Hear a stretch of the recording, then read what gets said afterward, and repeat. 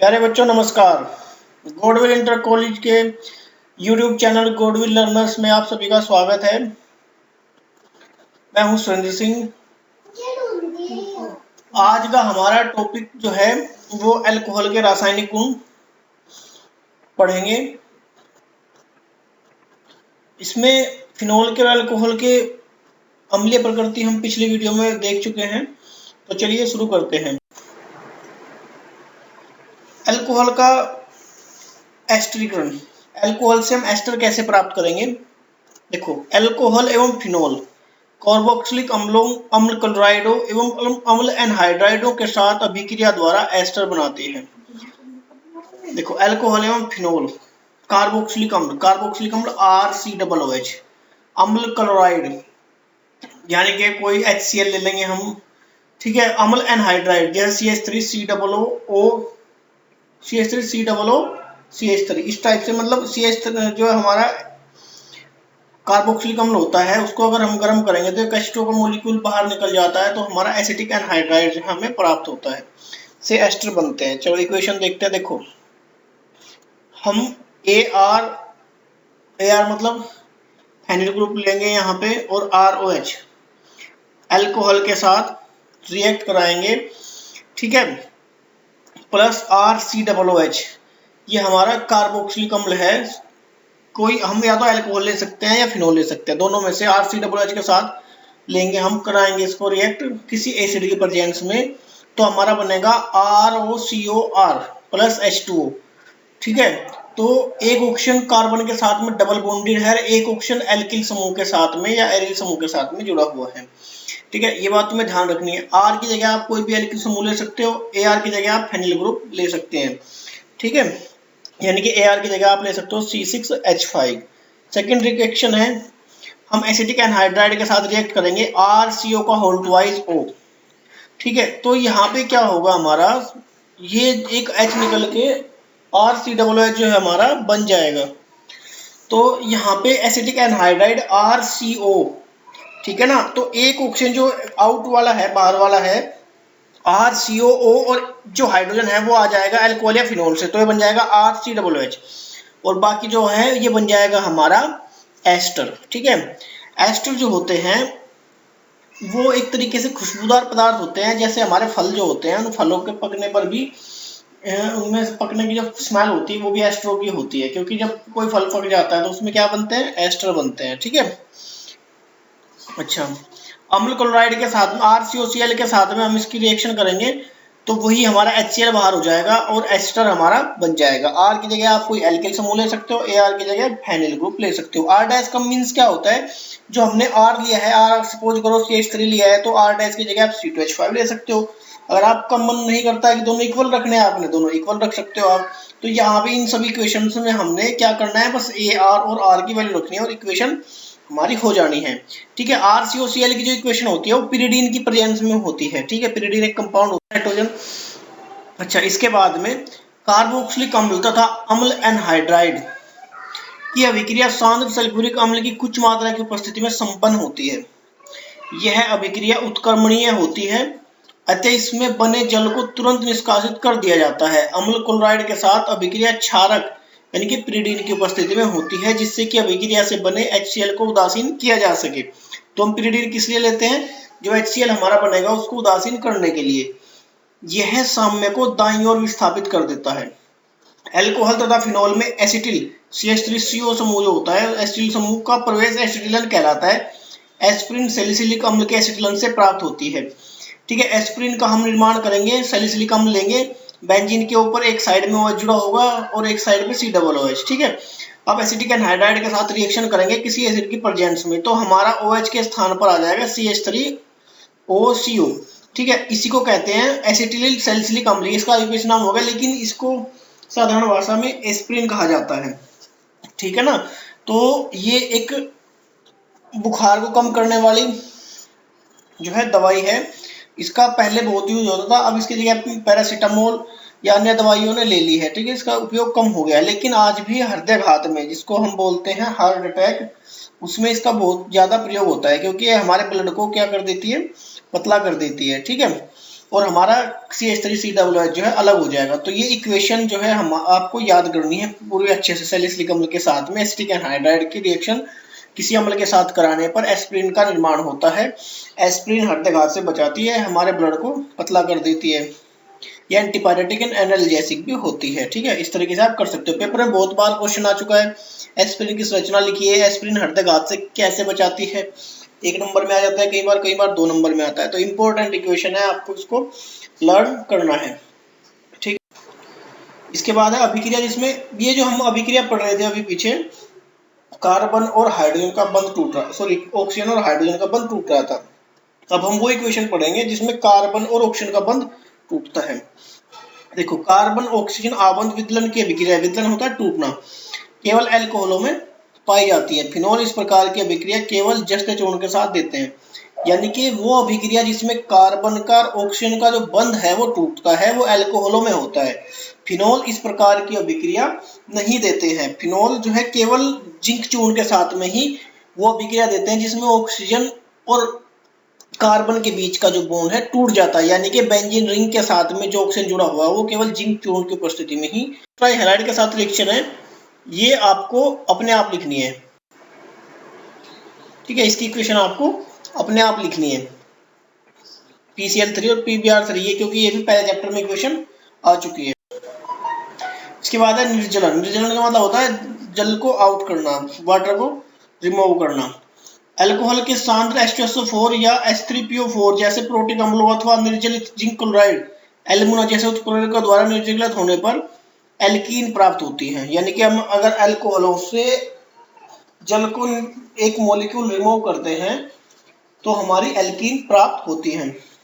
जैसे ये है हमारा कोई अल्कोहल है, गर्म करा तो H2 एक साइड पहले कार्बन से H चला जाएगा, जहां पे OH है उस कार्बन से OH चल जाएगा, तो हमारा एल्कीन प्राप्त हो जाएगा और H2 रिमूव हो जाएगा। ठीक है, 443 केल्विन ताप पर सांद्र सल्फ्यूरिक अम्ल के साथ गर्म करने पर एथेनॉल का निर्जलन हो जाता है।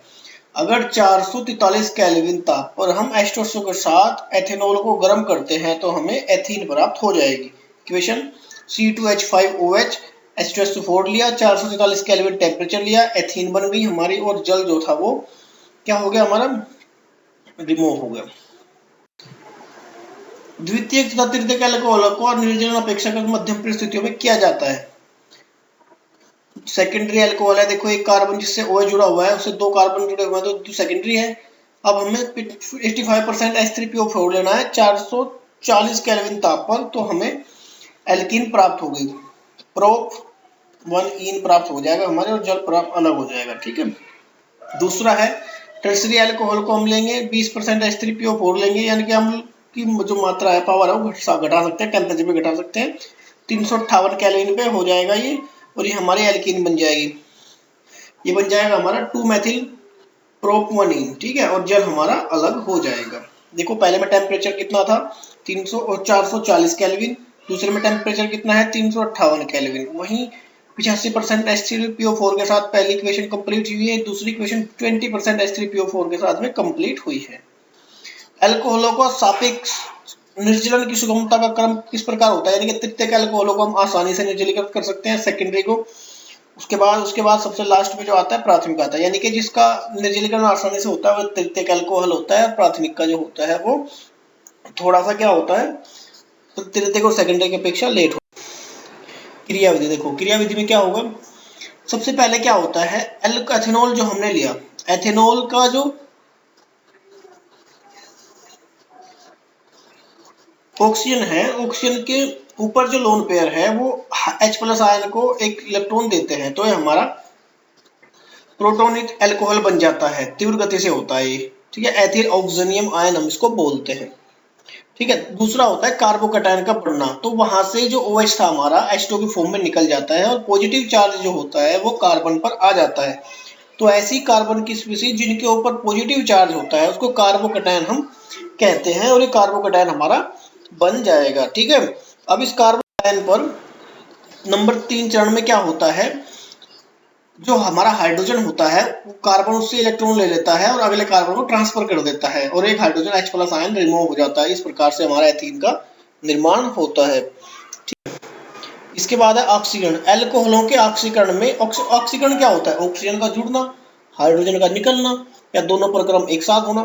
सिंपल सी भाषा में एल्कोहलों का ऑक्सीकरण में OH एवं CH आबंधों का विदलन होता है। OH आबंध का विदलन होता है और CH आबंध का विदलन हो सकता है तथा कार्बन ऑक्सीजन द्वि आबंध बनता है। ठीक है, जैसे आबंध विदलन H रिमूव हो गया और ये भी H रिमूव हो गया और कीटो समूह में परिवर्तित हो गया। देखिए आबंधों का ऐसा विदलन और निर्माण ऑक्सीकरण अभिक्रियाओं में होता है। इन्हें विहाइड्रोजनन अभिक्रियाएं भी कहते हैं, क्योंकि वी मैंने हटना, हाइड्रोजन का हटना यानी कि विहाइड्रोजनीकरण अभिक्रिया में इनको कह सकते हैं, क्योंकि इनमें एल्कोहल अणु में से डाई हाइड्रोजन अणु की कमी हो जाती है। प्रयुक्त ऑक्सीकरण क्रम के आधार पर प्राथमिक एल्कोहलों एल्डिहाइडों में ऑक्सीकृत हो जाते हैं, जो बाद में कार्बोक्सिलिक अम्ल में ऑक्सीकृत हो सकते हैं या हो जाते हैं। इक्वेशन लो, RCH2OH ऑक्सीकरण करो एल्डिहाइड बनेगा, फिर ऑक्सीकरण करो कार्बोक्सिलिक अम्ल कन्वर्ट हो जाएगा। ठीक है, R की वैल्यू आप कोई भी एल्किल समूह ले सकते हो, CH3 ले सकते हो, C2H5 ले सकते हो, C3H7 ले सकते हो, C4H9 ले सकते हो, जो आपकी मर्जी हो आप लेते हो। ठीक है, अल्कोहलों के सीधे कार्बोक्सिलिक अम्लों से प्राप्त करने के लिए प्रबल ऑक्सीकरण, अगर हमें अल्कोहल से सीधा कार्बोक्सिलिक अम्ल चाहिए, सिंपल शब्दों में आपको बताता हूं, तो हमें प्रबल ऑक्सीकारक लेना पड़ेगा। ठीक है, जैसे पोटेशियम परमैंगनेट। एल्डिहाइडों को पृथक करने के लिए CrO3 का निर्जल माध्यम में ऑक्सीकरण क्रमक की तरह उपयोग किया जा सकता है। ठीक है, RCH2 और CrO3 करो कन्वर्ट तो हमारा किसमें हो जाएगा? ये एल्डिहाइड में। लेकिन अगर आपको चाहिए कार्बोक्सिलिक अम्ल तो पोटेशियम परमैंगनेट KMnO4 के साथ में रिएक्ट करो। ठीक है, इसके बाद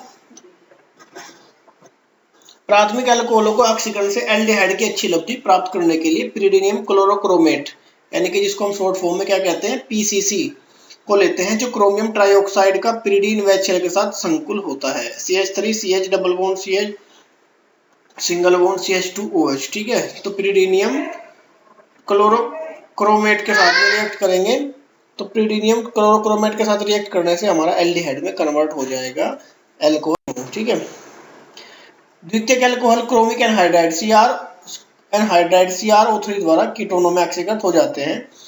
ठीक है, द्वितीयक एल्कोहल होगी वो भी हमारा किस में कन्वर्ट हो जाएगा? प्राथमिक है तो एल्डिहाइड, उसमें एल्डिहाइड में, द्वितीयक है तो कीटोन में कन्वर्ट हो जाएगा। RCHRCO यानी कि OH हट जाएगा, OH की जगह डबल बॉन्ड हो जाएगा सीधा कार्बन से। ठीक है, तृतीयक एल्कोहल ऑक्सीकरण अभिक्रिया प्रदर्शित नहीं करते हैं।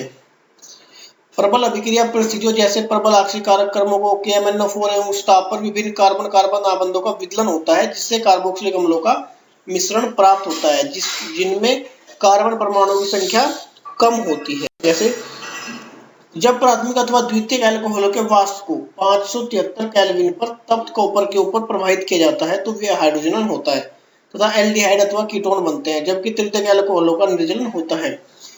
ठीक है, देखो RCH2OH कॉपर के साथ में 573 केल्विन टेम्परेचर पर हमने रिएक्ट कराया तो RCHO हमारा तो एल्डिहाइड में कन्वर्ट हो जाएगा।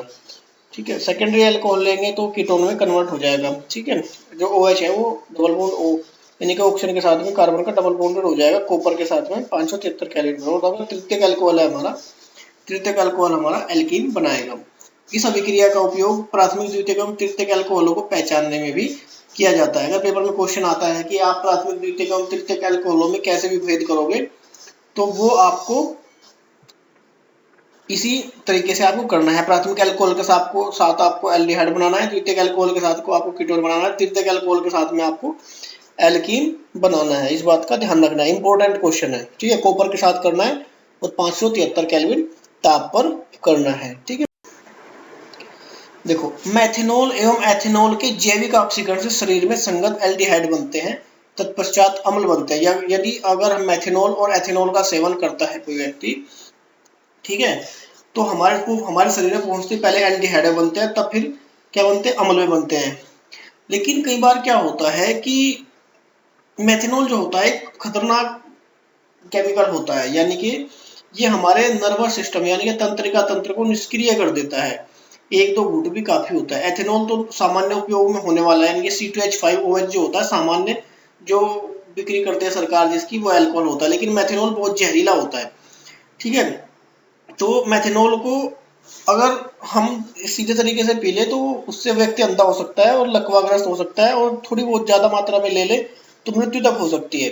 ठीक है, पिछले साल आपने देखा भी होगा सहारनपुर में बहुत सारी, सहारनपुर में और इसमें रुड़की में और शामली में भी बहुत सारे केस हुए थे, बहुत सारे 100 से ज्यादा लोग मारे गए थे। तो वो इसी कारण से होता है, क्योंकि जो अवैध तरीके से शराब बनाते हैं उनको नहीं पता होता कि तुम लोग मेथेनॉल बना रहे हो या एथेनॉल बना रहे हो, उनके लिए तो सब अल्कोहल है। दोनों में इतनी खास अलग पहचान भी नहीं होती, दोनों एक जैसे दिखते हैं। ठीक है ना, कई बार ज्यादा हीट होने से या किसी कारण से एथेनॉल मेथेनॉल में बन जाता है। तो वो जो होता है सीधा हमारे शरीर को नुकसान देता है। ठीक है, तो जो मध्यवयस्क होते हैं जो शराब पीते हैं, कई बार एथेनॉल को पी लेते हैं, तो एथेनॉल को पीने से हमारे शरीर में मैथेनोइक अम्ल बनता है। ठीक है, मैथेनोइक अम्ल जो होता है बहुत खतरनाक होता है, जिसके कारण व्यक्ति अंधा हो जाता है, मृत्यु हो सकती है। मैथेनॉल की विषाक्तता के रोगी का उपचार तनुकृत एथेनॉल को अंतःशिरा द्वारा प्रदान करके किया जाता है। यानी कि मैथेनॉल की विषाक्तता अगर शरीर में है तब उसके शरीर में एथेनॉल को, तनु एथेनॉल को प्रवाहित करेंगे।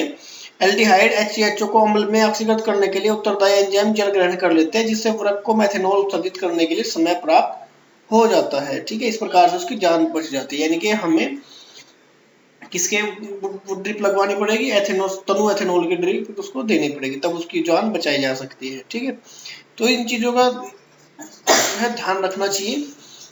ठीक है, धन्यवाद मित्रों, आज के लिए इतना ही। मिलते हैं नेक्स्ट वीडियो में फिनोल की केमिकल प्रॉपर्टीज के साथ में। धन्यवाद।